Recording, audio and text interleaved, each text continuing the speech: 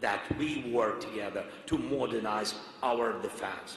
We have started cooperation with Saudi Arabia, the Emirates, Qatar, Kuwait, Jordan. We also have signals from Bahrain. They are interested in our experience in countering drones, but building layered system-wide defense against modern threats. And I'm sure Europe needs these too, of course. And we have already started working with some countries in Europe, thanks to our partners, and I thank them for acting in time, but this is needed for all of Europe, I'm sure. I thank everyone involved in the Pearl program and other initiatives that protect our skies. Drones, cruise missiles, ballistic threats, all must get a clear response. In the short term, we need funding for this. But in the long term, Europe must be able to produce all types of missiles and defense systems on its own, of course. Europe must not depend on others and must be ready to help those who help us. Next point, European decision must not be questioned or lost in chaos. If Europe makes a decision, it must be implemented. When Europe decided to provide Ukraine with a 90 billion euro support program based on Russian assets, this must not be blocked. Because this is about Europe's strengths, the strengths of its word and its ability to act. If common decisions can be blocked so easily in such critical times, what does that say about the rest? We must strengthen trust in Europe, not weaken it. And beyond trust in Europe, this is a basic security issue, by the way. We must already prepare for the next winter.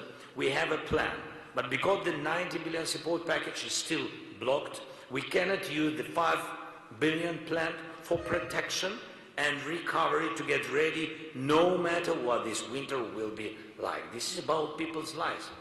By the way, we lost already 1 month, March. We had to begin to do it in March, but somebody blocked this month. As long as the blockage remains, the threat remains.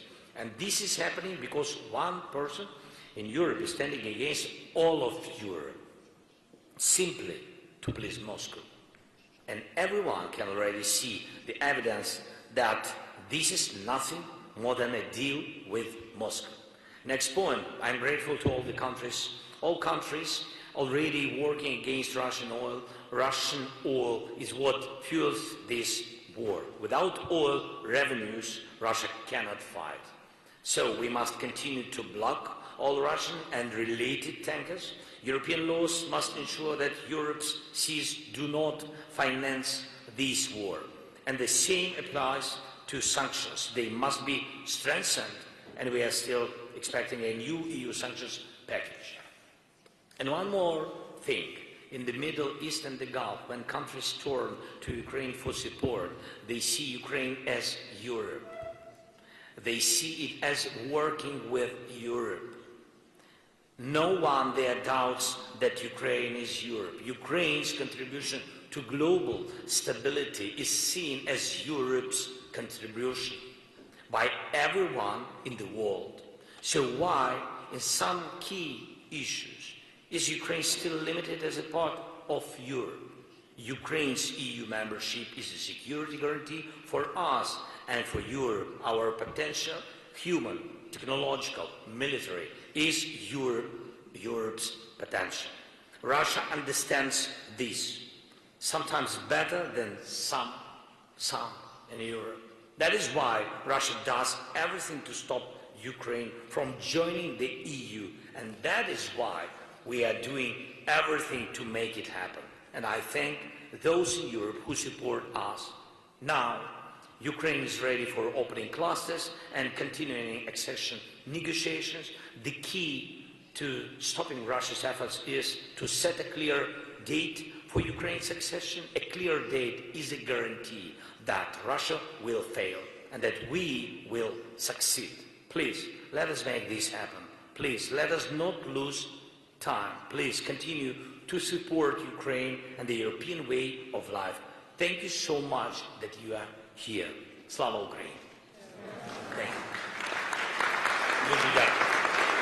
Thank you.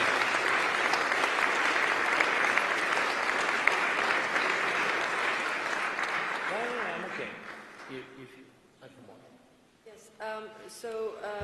As ministers have the possibility to ask questions, but maybe before I would ask the media to leave the room so we can continue with our discussion.